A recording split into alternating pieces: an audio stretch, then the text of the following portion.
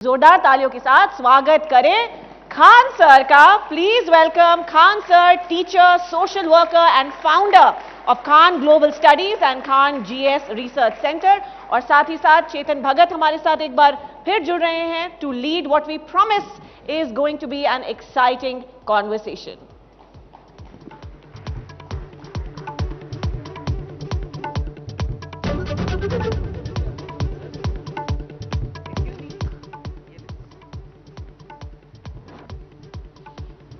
Khan sir, mic लीजिए sir. इधर आप ही बोल रहे हैं?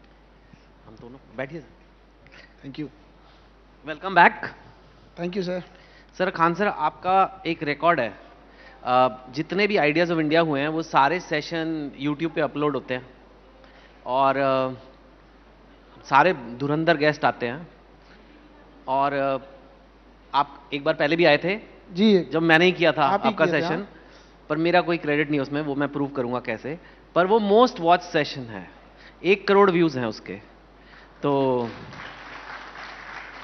जो मेरे घर में कुकिंग भी करता है उसने भी आके कहा मुझे कि उसने आज तक कुछ नहीं देखा मेरा। कहता भैया आप तो खान सर के साथ क्या कर रहे थे। तो you know, and it's not in my credit because मैंने बहुत सारे सेशन किए, उनके नहीं आते।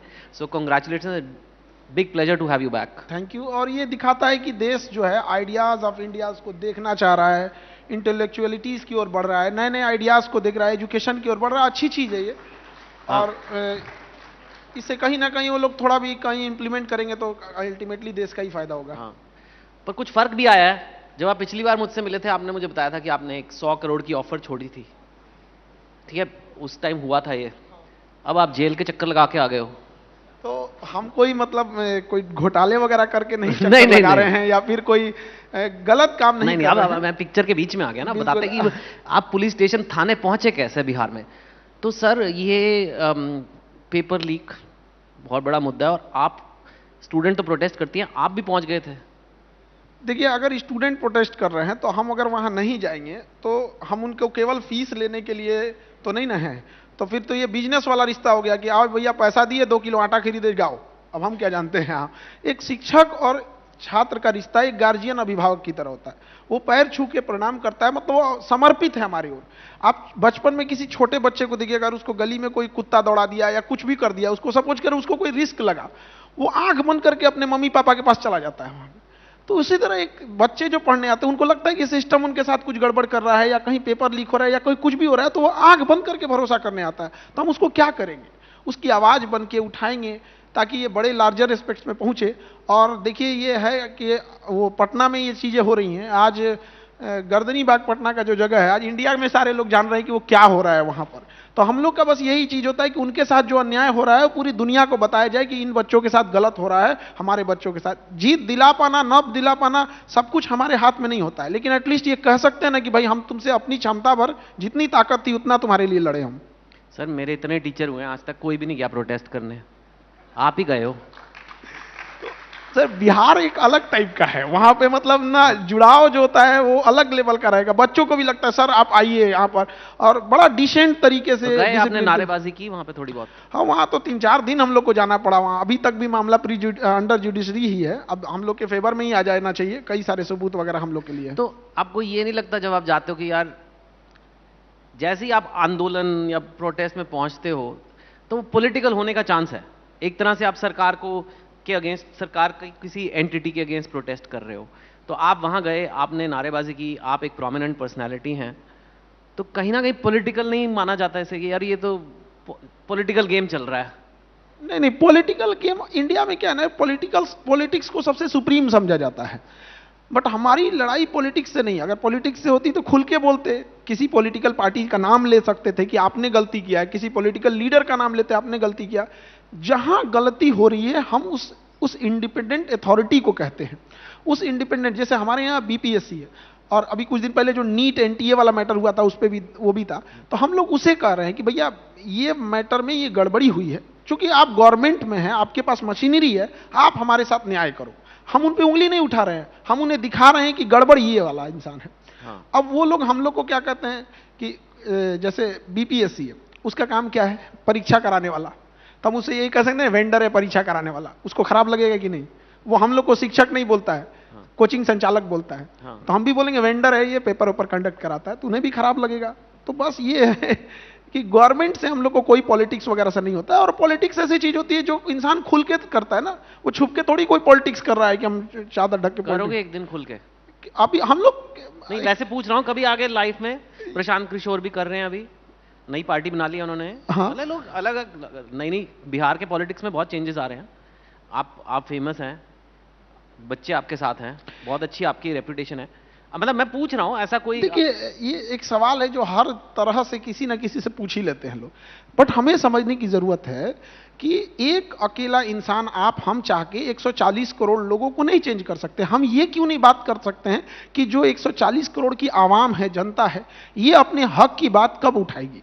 आपको कोरोना के टाइम पे ब्रिटेन के प्राइम मिनिस्टर को वहां का एक इंसान लाइन में लगा दिया था कि आप लेट आए हैं, पहले वैक्सीन हमको लगेगी। यहां कोई गांव के मुखिया को नहीं लाइन में लगा सकता है, जबकि सबसे बड़े डेमोक्रेसी हम लोग हैं, सबसे पुराने डेमोक्रेसी है।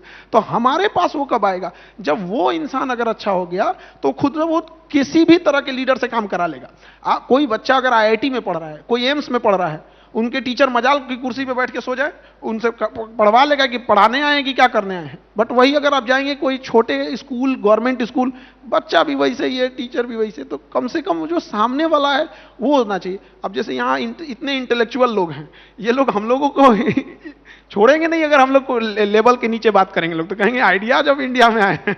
हाँ, तो प्रोटेस्ट में क्या हुआ फिर? आप थाने कैसे पहुंच गए?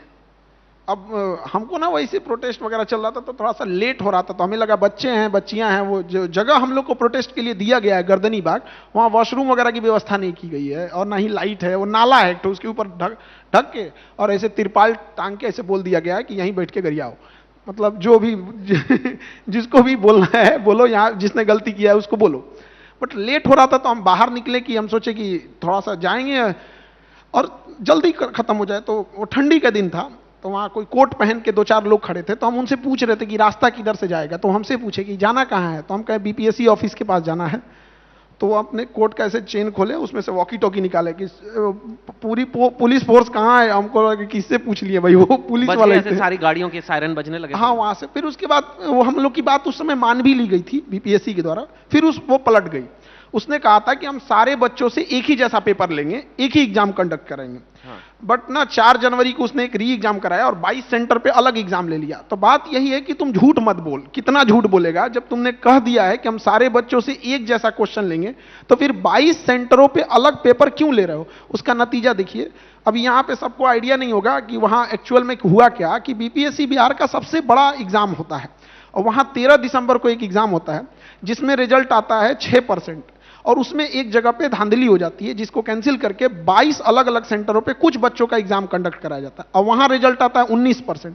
आप अंतर देखिए, यहां 6%, वहां 19%।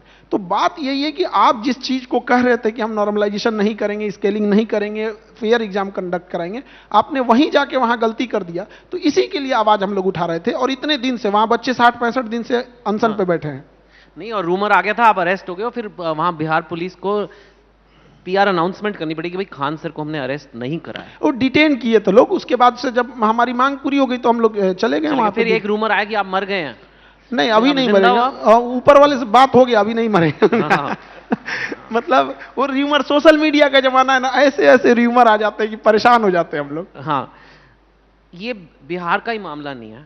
एग्जाम इरेगुलरिटी, पेपर लीक्स, जैसे आपने कहा नीट को मैंने भी काफी एक टाइम पे स्टडी किया था कि 30,000 के करीब सीटें हैं, और पता नहीं कितने लाखों बच्चे देते हैं, 20-25 लाख बच्चे देते हैं, और इतना बड़ा आर्बिट्राज कह लीजिए कि जैसे अगर आप गवर्नमेंट कॉलेज में जाते हैं, एक ना सिर्फ वो ज़्यादा प्रेस्टिजियस है जैसे लाइक मौलाना आज़ाद या एम्स वगैरह, उसकी फीस इज़ मच लोअर, और प्राइवेट में फीस 3-3 करोड़ भी है।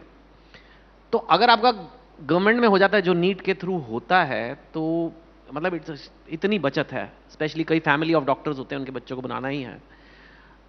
तो जो सिस्टम है वो ऐसा है कि अगर मैं 30 लाख में मेरे को कोई पेपर देगा, और अगर आपके कोई उसूल मॉरल्स नहीं है, तो आप बोलोगे ठीक है यार, फिर भी बचत है।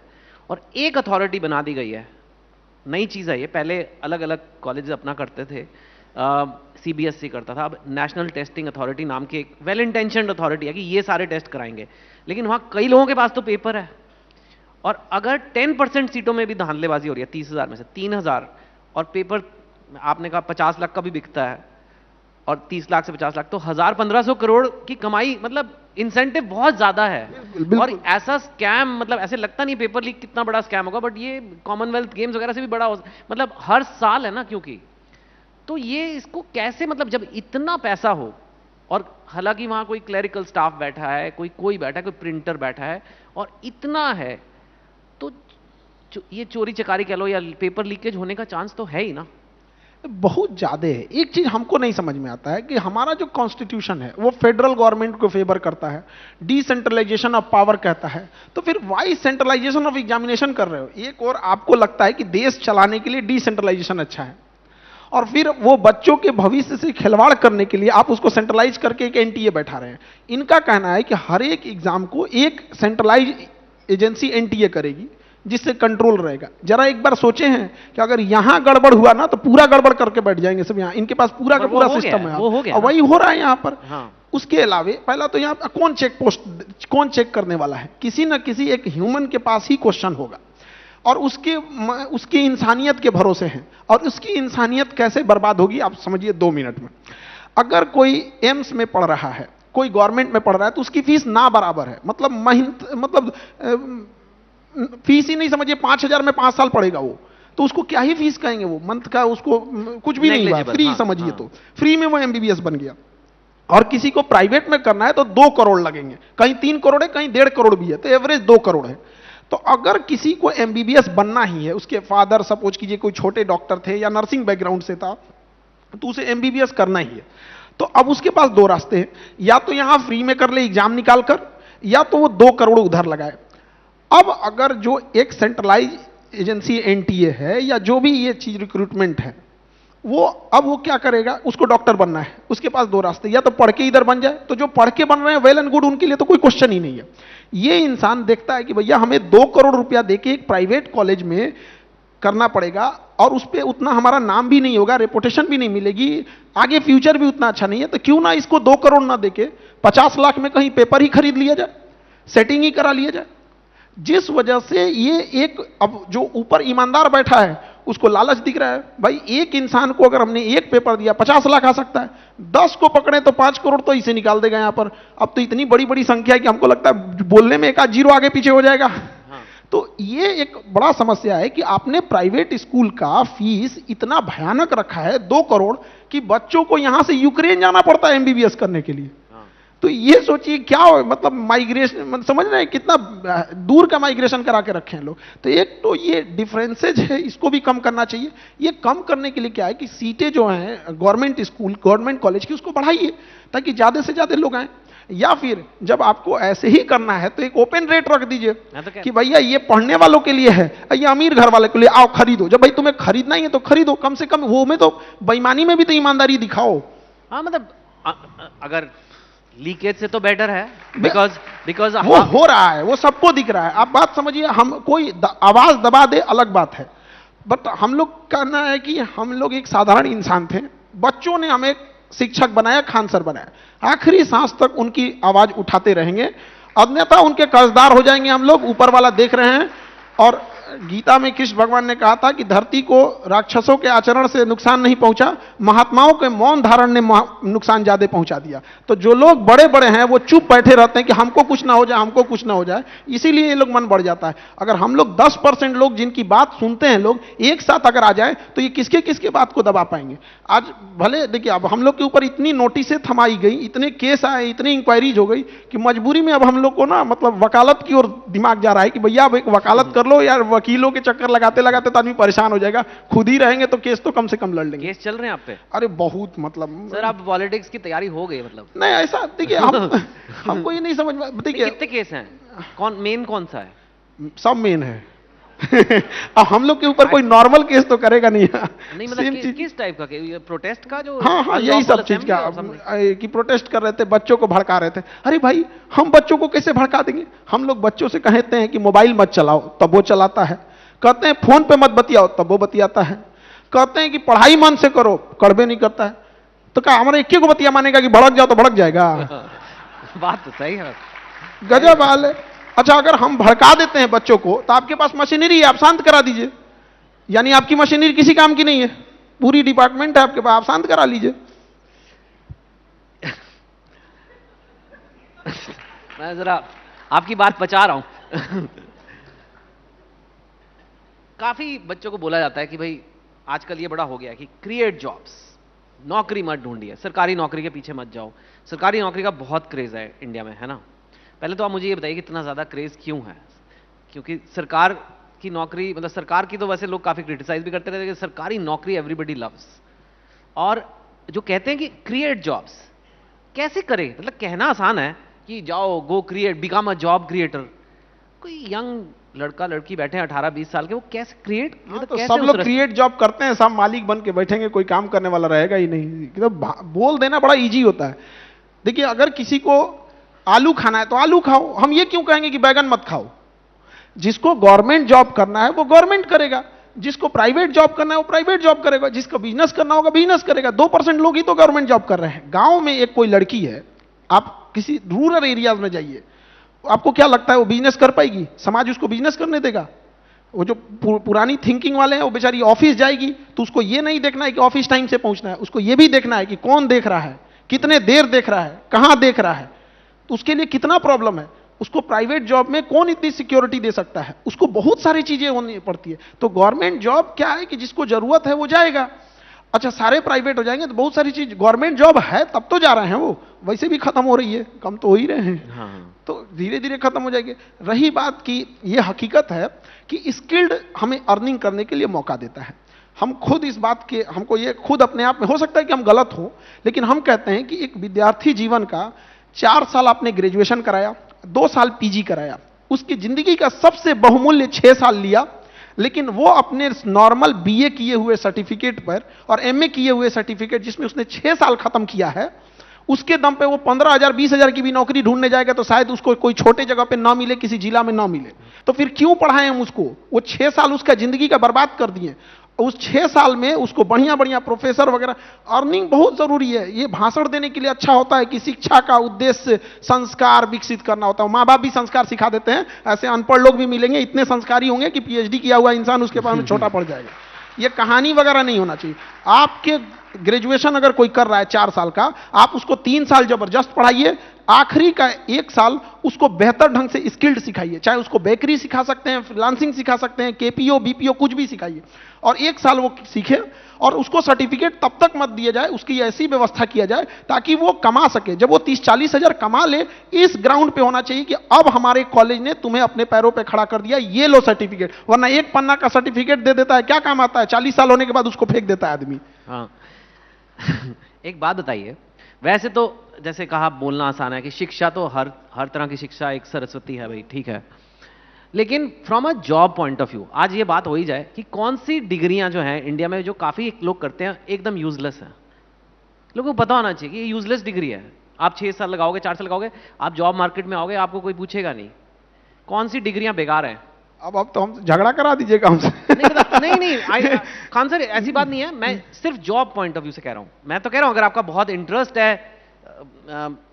आई डोंट नो, फिलॉसफी में हो सकता है, you should become a philosopher, आप पढ़िए। पर अब आज की जो मार्केट है, सिर्फ हम विश्लेषण कर रहे हैं, हम ये नहीं कह रहे कि आप कि अच्छा बुरे की बात नहीं कर रहे, कि आप बाहर आएंगे तो शायद आपको जॉब मिलने में यही 10-15 हजार 20 हजार की जॉब। तो ये अगर कोई लोग सुन लेंगे तो माँ बाप भी बच्चों को रिप्ले करके दिखाएंगे कि देखो कि क्या ज्वाइन कर रहा है। मेरे अब खुद के बच्चे हैं, आप सही कह रहे हैं, बट आप समझिए कि मुंबई और Delhi it's not whole country. नहीं, कि जितने अपॉर्चुनिटीज मुंबई दिल्ली और इसके एनसीआर के आसपास है, वो गांव के एक डिस्ट्रिक्ट में नहीं है।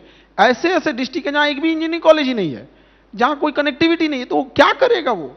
अब आप सबको अच्छा लगता है कि न्यूट्रिशियस खाना खाया जाए, सबको पता है कि भैया हम पनीर मशरूम खाएंगे तो अच्छा होगा, लेकिन कोई लोग सूखी रोटी भी खा रहे हैं, शौक से नहीं खा रहे हैं, मजबूरी है। अब हम उसके सामने जाके कहें कि कौन सा खाना सबसे खराब है, ये सूखी रोटी खराब है, बेचारे को वही मिल रहा है। हाँ। तो वो क्या है कि ऐसे कॉलेज है, जहां ऐसे स्कूल है जो जहां पे यही चीज ही है। तो एक लार्जर एस्पेक्ट्स में होना चाहिए कि जैसे हम अपने सब्जेक्ट्स को चुनते हैं, उसी तरह हम हर साल एक स्किल्ड सीखें।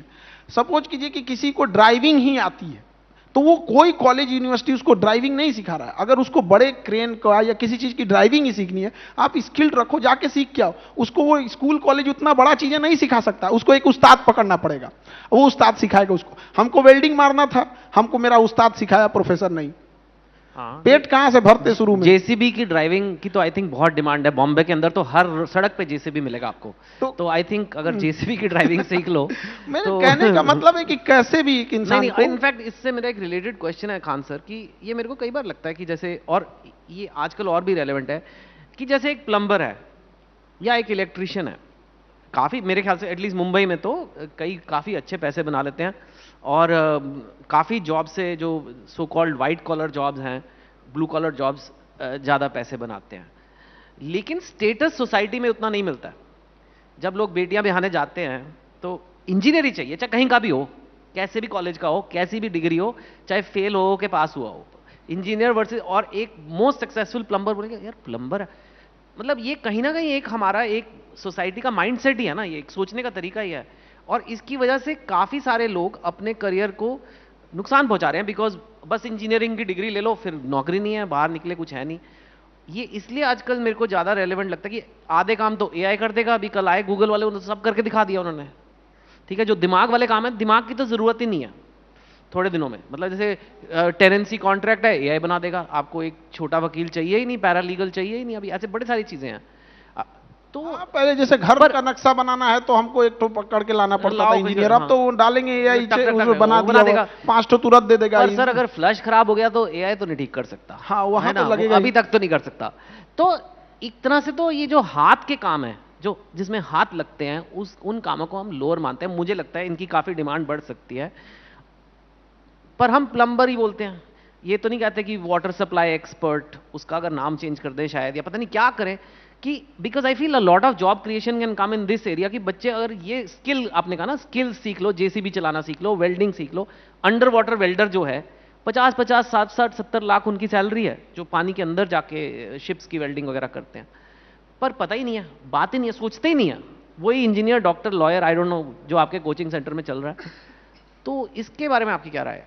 देखिए, कोई सोशल चेंजिंग, जो कोई सोशल चीजें अगर दिमाग में बैठी है तो एक दिन में बैठी भी नहीं थी और निकलेगी भी नहीं एक दिन में। जब हम लोग गुलाम थे ना, तो बहुत ये जो अंग्रेज थे तो बड़े बड़े पोस्ट उन्हीं के पास थे, और नीचे वाले को आके डांट देते थे। तो दिमाग में बैठ गया था ये बड़ा पोस्ट है। टैक्स, कोई जमींदार आके टैक्स वसूलता था, अगर उसमें गड़बड़ी हुआ तो उसके ऊपर कलेक्टर आता था, वो गांव वालों को मारता था जमींदार, और जमींदार वालों को आके डांट देता था कलेक्टर। गांव का आदमी देखता था मेरा बेटा कलेक्टर बनेगा, वो तो सीधे वहां से दिखता था। धीरे धीरे जब चेंजिंग हुई तो जितने बड़े पोस्ट थे वो पढ़े लिखे लोगों के पास चले गए, और ये वाला जो पोस्ट हो गया ना, धीरे धीरे ऐसा होने लगा कि भाई अगर पढ़ाई नहीं कर रहे हो तो तुम्हें ये प्लम्बरिंग सीखना पड़ेगा, कारपेंटरी सीखना पड़ेगा, वेल्डिंग सीखना पड़ेगा, ड्राइविंग सीखना। तो एक धीरे धीरे एक समय है ना जो ये चेंजिंग हो गई कि ये जॉब पढ़े लिखे कर रहे हैं और ये जॉब वो कर रहे हैं जो पढ़ाई नहीं कर पाए। तो हमें क्या करना है ना, पढ़ाई का एक स्टैंडर्ड सेम करना कि भाई पढ़ाई तो करनी ही करनी है भाई, आपके लिए एजुकेशन तो मस्ट है। अब आप उसके बाद आप चुनते हैं कि आप ड्राइवर बनते हो, डॉक्टर बनते हो, इंजीनियर बनते हो, प्लम्बर बनते हो, और इससे उन्हें भी फायदा होगा। कई बार वो भी टेढ़ा उड़ा करके चले जाते हैं, पता ही नहीं चलता है कहां से क्या बिगाड़ के चले गए। तो वो ना, हम लोग जब भी वो देखते हैं ना, दिमाग में फीलिंग आती है कि ये जो है ना, ये जो जॉब कर रहा है ये पढ़ा नहीं होगा तब ये कर रहा है। और इंजीनियर भले 15,000 कमाए, तो हमारे यहाँ बाद में इंजीनियर का ख्याल आता है, पहले ख्याल आता है कि पढ़ा है भाई ये। और अगर कोई प्लम्बर 2 लाख कमाए ना, तो उसका 2 लाख नहीं ख्याल आता, पहले कहता है कि ये पढ़ा नहीं होगा तभी प्लम्बर बना है यहाँ पे। तो बीच में जो एजुकेशन वाली बाउंड्री हम लोग घुसा दिए ना, अपने आप को पता नहीं क्या चीज, 3 सब्जेक्ट ग्रेजुएशन में ले लो, 1 सब्जेक्ट पीजी में ले लो, 2 साल उसी को पकड़ो, पता नहीं क्या तीर मार दिए उसमें, यही नहीं समझ में आता है। पढ़ाई में क्या ही मतलब एक, हमको तो नहीं लगता मतलब खेती कितनी टफ है, धूप गर्मी बर्दाश्त, पढ़ाई में क्या, अच्छा सा बेंच कुर्सी लगा रहेगा, पढ़ो चले जाओ वहां। नहीं, it's correct, and I think very nicely you have explained कि शायद ये उस माइंडसेट से आ रहा है, लेकिन शायद बदल जाना चाहिए। क्योंकि आपको लगता है एआई से शादी ब्याह वाला भी मैटर हमारे यहाँ बिहार में तो खूब ज्यादा है ऐसे चीजें। किसी का जॉब हो गया ना, टीचर की वैकेंसी बहुत निकली है, तो उसमें भी बड़ा सप्लीमेंट्री रिजल्ट वगैरह का बड़ा इशू चल रहा है वहाँ। तो एक बच्चे का जॉब हुआ तो उसको पकड़ के शादी करा दिया सब गांव वाला, वो पढ़ा के निकल रहा था, नया नया जॉब हुआ, उसको पकड़ के उसने मंडप में ही देखी, उसको हमारे यहाँ बिहार में पकड़ुआ ब्याह कहते हैं। वो क्या होता है? पकड़ के जबरदस्ती, जैसे आपकी गवर्नमेंट जॉब लग गई ना, आप देख लिया गया कि इसका जॉब लग गया, एकदम शादी ब्याह नहीं हुआ है, रास्ते में किडनैप, शादी हो जाएगा, फिर अगले दिन घर किडनैप करके आपको तो एक मिनट मतलब इसकी सिविल सर्विस जैसे हो गया, किसी चीज में जॉब लग गया, सरकारी है ना, हाँ, कोई अच्छी सरकारी जॉब लगी, तो वो उसने कहा मम्मी मेरा हो गया, मैं घर आ रहा हूँ। अब वो घर आ रहा है, रास्ते में कौन उठा लेता है? जैसे जॉब लग गया, हाँ। तो उसके अगल बगल में वहां पे ना बड़ा जहाँ पे हल्ला हो जाता रिजल्ट लगा हुआ है, जैसे रिजल्ट होगा पूरे रिश्तेदारों में हल्ला हो जाएगा अगल बगल में कि ये इसका तो हो गया, आप हाँ। उठा और आप ज्वाइनिंग करने जाइएगा, तो ऑब्वियस बात है कि आपकी ज्वाइनिंग किसी दूर दराज के डिस्ट्रिक्ट में मिलेगी और वहां से आपको उठा ले जाएगा। एक बच्चा था, उसका भी रिजल्ट हुआ, और कई प्रोसेस होते हैं, प्री होता है, मेंस होता है, जिसमें इंटरव्यू होगा तो इंटरव्यू नहीं तो फिजिकल एक्टिविटीज, वो दौड़ वो होता है, उसके बाद फिर रिजल्ट आता है। रिजल्ट मतलब एक मेरिट बनती है, ऐसा नहीं है कि सब पास सारा क्लियर कर लिए तो मेरिट में पास हो जाए, तो उसका सारा क्लियर हो गया और उसको पकड़ा हुआ ब्याह करा दिया सब, बट वो मेरिट में छट गया, फिर क्या करते हैं? एलिजिबिलिटी खत्म हो गई वहां पे। वो दूसरे को फंसाने गए थे, शिकार करने गए थे, खुद शिकार बन गए वहां पे। अब कहता है भाई तो मैं ये बेरोजगार हूं। जैसे गन पॉइंट वेडिंग जिसे कहते हैं, हाँ, पूरा घेर लेगा, पूरा गांव घेर लेगा। तो इसे अरेंज मैरिज बोलते हैं या लव मैरिज है ये? इसको पकड़ा हुआ भी आप बोलते हैं। ओके, तो इसमें फिर पार्टी वार्टी नहीं होती? क्यों होती है? नहीं, इसमें पार्टी उटी नहीं होती, इसमें केस एफआईआर होता है। ओके, बच्चों का क्या मिजाज है आजकल? जो आपके तरफ तो इतने स्टूडेंट्स आते हैं, इतना आपका जो इंडिया का यूथ इस वक्त क्या सोच रहा है? खुश है? उनको लगता है देश, जैसे न्यूज़ में एक आता है कि भाई इंडिया ने ये कर लिया, ये इकोनॉमिक ग्रोथ है, ये जीडीपी है, ये वो एक आंकड़े अपनी जगह जरूरी है, पर स्टूडेंट्स का सेंटिमेंट क्या है इस वक्त इंडिया में? निराश हैं, ऑप्टिमिज्म है, आशावाद है, क्या है उनमें इस वक्त? आपको क्या दिखता है या क्या फर्क आया है लास्ट फ्यू ईयर्स? आज का युवा जाग चुका है, उठेगा, ब्रश करेगा, 1.5 GB डाटा खत्म करके सो जाएगा। 4 बजे उसका मैसेज आता है। फिर से बोलो सर, बोला कि आज के यूथ में आपका क्या ख्याल है? मतलब युवा जाग चुका है, उठेगा, ब्रश करेगा और 1.5 GB डाटा खत्म करके सो जाएगा। उसको शाम 5 बजे मैसेज आता है, you have your 90% daily data. वो 4 बजे मैसेज कर ले रहा है वहां पे, खत्म करके खत्म कर दिया। उसको ये नहीं पता चल रहा है वो जो वीडियो जो स्क्रॉल कर रहा है उसके नीचे क्या आ रहा है। हमारा कहना है कि तुम्हें अगर 1 घंटे की कोई मूवी देखनी है, देख ले भाई तू 1 घंटे की मूवी, क्योंकि तुम अपने इंटरेस्ट के हिसाब से देख रहे हो। लेकिन 1 घंटे में तुमने 250 जो शॉर्ट्स वीडियो स्क्रॉल कर लिए, ये तुम ट्रैप हो चुके हो किसी चीज में। ये सब चीजें क्यों कर रहे हो? तो बर्बाद कर रहे हैं अपने आप को। हाँ? आपको लगता है बर्बाद कर रहे हैं? ये फोन जो है, मतलब फोन के फायदे भी हैं, फोन में आप खान सर के लेक्चर देख सकते हो। वो लेक्चर देखता जरूर है, ऊपर से एक व्हाट्सएप नोटिफिकेशन आएगा, उसमें जाएगा, उसमें एक लिंक रहेगा, लिंक से वहां जाएगा, वहां से वहां करते करते कहां जाएगा, आधा घंटा बाद याद आएगा क्लास कर रहे थे हम तो। क्या हल है इसका? कोई मतलब तो फिर इन बच्चों का होता क्या है आगे जाके? ये we are not digital India, we are digital users. ना मेरा व्हाट्सअप है, ना फेसबुक है, ना गूगल है, ना माइक्रोसॉफ्ट है। हाउ कैन आई कैन हम लोग जैसे ये डिजिटल यूजर है। जैसे हम किसी होटल में जाते हैं, हम होटल के मालिक नहीं है। हाँ। हम लोग वहां आए हैं, जितने देर की बुकिंग है उतने देर रहेंगे, चले जाएंगे यहाँ पे। तो हम लोग को ये ना डिजिटली हमने एक काम बहुत अच्छा किया पेमेंट सिस्टम में, जो माइक्रो फाइनेंस जो था लाजवाब पूरी दुनिया के लिए दिया। ये तो गवर्नमेंट का सैल्यूटेबल काम था, पूरी दुनिया ने देखा इस चीज को, बट इस चीज में नहीं। तो हम लोग ट्रैप हो चुके हैं। अभी ये बच्चों को समझ में नहीं आ रहा है कि कैलिफोर्निया में एक टीम है जो ये रिसर्च कर रही है कि लोग सोते हुए मोबाइल को कैसे यूज करें। मतलब सोए हुए हैं फिर भी उसका वो टाइम कैसे निकाला जाए। जगह में तो इसको बर्बाद कर ही दिए हमें, और वो निकाल लेंगे। सपने भी फोन से आएंगे। सपने में भी वो करे, वो निकाल भी लेंगे इस चीज को। ऐसा मतलब हो जाएगा वो। आप फोन को टच करिए और वही सपना आएगा जो आपको चाहिए। कोई ठीक नहीं इन सबका। तो हम लोग वो कैलिफोर्निया से वो हो रहे हैं। नहीं, एक्चुअली नेटफ्लिक्स के जो सीईओ हैं रीड हेस्टिंग्स, उन्होंने कहा था कि my competition is not other streaming platforms. मेरा कॉम्पिटिशन अमेजॉन प्राइम वगैरह नहीं है, मेरा कंपटीशन नींद है, क्योंकि ह्यूमन बींग्स को सोना होता है। काश सोना ना होता ताकि मैं उन्हें और नेटफ्लिक्स दिखाता। तो I think may be one day they will, एक गोली आ जाएगी, खा लो और करो रील्स रात भर। तो I think so, I mean अगर एक स्टूडेंट है विद वेरी ज़्यादा उसके मीन्स नहीं है, मध्यम वर्ग या लोअर, आजकल तो मध्यम वर्ग भी लाख रुपए महीना है कह रहे हैं। हाँ, अलग अलग देखिए, जो पैसे का जो स्टेटस होता है ना, वो सिटी बाई सिटी डिफरेंट करता है। जब मुंबई में 1 लाख रुपए शायद वो कुछ ना कर पाए वो, लेकिन थोड़ा सा अगर वही जाएंगे लखनऊ, इलाहाबाद, गोरखपुर, पटना, तो 1 लाख बहुत हो जाएगा। गांव में तो समझिए बोलोरो ले लिए तो आप समझिए कि वहां के आप मत पूछिए, वहां पे तो ये- शीशा नीचे करेगा, फुल साउंड में भोजपुरी गाना बजा के दंदना देगा। ये मेरे को लेके चलो वहां एक दिन, आप मेरे को जाना है इस बोलेरो में आपके साथ भोजपुरी गाने सुनने। देखते हो आप भोजपुरी पिक्चरें वगैरह? उतना नहीं देखते। हमारे यहाँ भोजपुरी में एक प्रॉब्लम क्या हो गया ना, जो भोजपुरी के अच्छे कलाकार थे तो बहुत सारे लोग रहे नहीं। जैसे हमारी शारदा सिन्हा जी थी, क्या लाजवाब, उनके गाने के बिना छठ होता ही नहीं था हमारे यहाँ। मतलब छठ और वो, और जो बड़े बड़े कलाकार थे वो राजनीति में चले गए और बच गए थोड़े, और उसके ऊपर हावी हो गए ये ऑर्केस्ट्रा वाले। तो हमारी भोजपुरी इंडस्ट्री अब पतन मतलब सीमित हो गई है और हावी हो गए ऑर्केस्ट्रा वाले। अब उनका कोई एथिक्स मोरल वो नहीं, कुछ भी गा देंगे कि मतलब नाम भोजपुरी पिक्चरों के बड़े इंटरेस्टिंग होते हैं, मैं यहाँ बोल नहीं सकता क्योंकि आजकल आपको वैसे ही पता है हाँ क्या क्या हो जाता है, कुछ बोल दिया।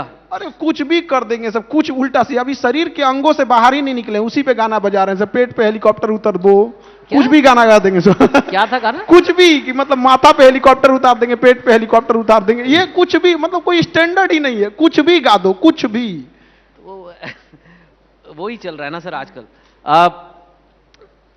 ये जो आपने बताया कि बच्चे आजकल अपना टाइम वेस्ट कर रहे हैं, पर अगर कोई बच्चा है जो ये देख रहा है और वो कुछ बनना चाहता है या चाहती है, वो हटना चाहते हैं, वो 1.5 GB डेटा नहीं करना चाहते, they want to some guidance कि मैं क्या किस दिशा में जाऊं, पेपर भी लीक हो रहे हैं, अफसर भी कम हैं, नौकरियों की प्रॉब्लम है, डिस्ट्रैक्शंस भी बहुत ज़्यादा हैं फ़ोन की। मेरे पास 1.5-2 साल हैं, कोई मेरा एग्ज़ाम है, बड़ा एग्ज़ाम, कोई भी हो सकता है, IIT JEE हो सकता है, नीट हो सकता है, कोई भी। कैसे माइंडसेट बनाए, कैसे तैयारी शुरू करे वो बच्चा, बिल्कुल तपस्वी बन जाए, फ़ोन उठा के फेंक दे, बैलेंस रखे, कैसे शेड्यूल बनाए इन अ वेरी स्पेसिफिक वे, क्योंकि ये शायद कहीं पे पहुंच जाए। और how should they start their journey towards a very difficult exam जो इंडिया में काफ़ी सारे हैं? देखिए पढ़ाई में ना जो बच्चे हैं, इनके अभी के जो जनरेशन है, इनके अंदर ना बहुत ज्यादा मोटिवेशन है, जिज्ञासा, हमें ये करना है बट वो स्टार्ट नहीं करना। वो सोच रहे हैं कि हम बेहतर ढंग से करेंगे। तो समझना पड़ेगा कि कई गार्जियन को भी समझना पड़ेगा कि आपका बच्चा आपको किसी दूसरे से कंपेयर करेगा तो आपको खराब लगेगा। जैसे घर में कहे कि ये कैसा घर है, उसका घर कितना अच्छा है, तो किसी भी गार्जियन को खराब लगेगा। गार्जियन यही चीज बच्चे के साथ कहते हैं, तुम कैसा पढ़ता है, उसका लड़का कितना अच्छा पढ़ता है, बेचारा वो भी डिमोटिवेट हो जाता है, वो अपने गार्जियन की तुलना कहां करता है किसी से। तो उसके हिसाब से सोचना चाहिए और ये सोचना चाहिए कि उसे हम लोग उसकी भाषा में समझाएं। जैसे इंडिया में एक बड़ा खराब क्या लगता है कि टीचर्स की संख्या कम है। ऑब्वियस कहीं पे भी टीचर्स कम होते हैं, स्टूडेंट ज्यादा होते हैं। टीचर्स की संख्या कम है, टीचर्स का एक थिंकिंग का स्टैंडर्ड ऊपर होता है। अब वो टीचर क्या कर रहे हैं, एक लार्जर संख्या की स्टूडेंट्स को कह रहे हैं कि तुम अपना थोड़ा लेवल उठाओ, अपना स्टैंडर्ड उठाओ, सो दैट हम मैच कर सके और तुम्हें लेके चल सके। भाई हमारा कहना है इन टीचरों से, भाई अपना ही थोड़ा स्टैंडर्ड लो कर लो, ये बच्चों के बराबर हो जाएगा, उनको लेके साथ चलना है। यहाँ पर क्यों इतनी बड़ी संख्या को डिसरप्ट करने की कोशिश कर रहे हैं? हम खाना कितना भी स्वादिष्ट बना ले, उसे चम्मच से खाएंगे, कलछुल से नहीं खा सकते हैं। तो शिक्षक जो गया ना कलछुल हो गया है, सोचता है कि मुंह में डाल दे, एकदम में खा ले एकदम बढ़िया से। तो नॉलेज इतना ना डाल दिया जाता है कि बच्चा फ्रस्ट्रेट हो जाता है, उसे लगता है कि हम कमजोर हैं। वो कमजोर नहीं है, वो धीरे धीरे धीरे धीरे उसको उस लेवल पे ले जाना है। फिर जब उसके अंदर इंटरेस्ट आ जाएगी तो खुद ही रिसर्च करने लगेगा। और दूसरी बात, जो ये मोबाइल की दुनिया में जा रहे हैं, हम कहते हैं 1.5 GB की जगह तुम 3 GB खर्च करो, बट वो बिना मतलब के इंटरटेनमेंट में नहीं। आपको अगर देखना ही है तो आप एविएशन देख लो, उससे नॉलेज बढ़ेगा। कोई चीज जो नई रिसर्च पेपर हो रही है उसको देख लो, कैलिफोर्निया में आग लगी थी उसके बारे में देख लो, यूक्रेन लड़ाई चल रही है उसको देखो। ये आज काम नहीं आएगा ये नॉलेज, लेकिन एक दिन धीरे धीरे धीरे धीरे बहुत काम आएगा। जो गाय का गोबर होता है ना, वो एक दिन फेंकिएगा तो लोग कहेगा गोबर है, लेकिन लगातार उसको फेंकते रहिएगा 2 साल बाद ना वहां पे, तो डंप होके वो खाद बन जाएगा। तो दोनों में अंतर होता है। तो ये जो नॉलेज, जो आपकी एनालॉजीज है ना सर, ये बिल्कुल यूनिक है। मैंने आज तक भी ऐसे सोचा नहीं था नॉलेज और गोबर का, बट इट मेक सेंस। अब थैंक यू। एडटेक कंपनीज बहुत एक टाइम पे ज्यादा चला था कुछ साल पहले कि एडटेक आ जाएगा, अब बस सब स्कूल ही बंद हो जाएंगे, कॉलेज बंद हो जाएंगे, सब बंद हो जाएगा, सब फोन पे पढ़ेंगे, सब विद्वान बन जाएंगे। कंपनी आई, अभी भी हैं कुछ इतनी बड़ी बनी, एक कंपनी थी मैं नाम नहीं लूंगा, बट उसका वैल्यूएशन डूब गई। $22 बिलियन, मतलब ऑलमोस्ट 1.5-2 लाख। अब नाम लेने वाला भी नहीं बचा है, नाम ले भी सकते हैं पर इट डजंट मैटर बिकॉज सबको पता ही है। हाँ। तो क्या हुआ? देखिए एडटेक जो है ना, उन लोग ने एक गलती क्या किया, वो लोग भर भर के फीचर्स दे रहे थे कि ये फीचर ले लो, ये मोबाइल चलाओगे, ऐसा iOS होगा, तो ये मेरा ऑपरेटिंग सिस्टम होगा, पीडीएफ एक बार में खुल जाएगा, वन टच पे ये होगा। तो वो एजुकेशन में फीचर्स दे रहे थे। एजुकेशन में फीचर्स नहीं, टीचर्स चाहिए, टीचर्स। तो वो टीचर नहीं दे पा रहे थे। हाँ, तो मतलब यू फील कि कहीं ना कहीं उन्होंने तमाशा ज्यादा, मतलब ऐसे कि ये कर लो, ये लाइक विंडोज खुल रहे हैं, ये हो रहा है, वीडियो बन रहे हैं, पर अच्छे टीचर की कमी थी। टीचर इन द सेंस क्या होता है ना कि एक दोस्त को दिखेगा कि हाँ, जब कोई बच्चा कोई गड़बड़ काम कर देता है, कोई कांड कर देगा, तो उसको ना उस टाइम पे अपने माँ बाप पे भरोसा नहीं रहेगा, वो कहेगा मेरा दोस्त बचा लेगा। कुछ भी किया तो उसको एक कॉन्फिडेंस आएगा कि मेरा ये वाला दोस्त ना जो हमको बचा लेगा। वो फीलिंग एक बच्चे को अपने टीचर के प्रति होना चाहिए। यार कितना भी बड़ा क्वेश्चन फंस जाए, कितना भी टफ सब्जेक्ट हो जाए, वो वाला मेरा टीचर इससे निकाल ले जाएगा, मेरा दोस्त है वो वहां पे।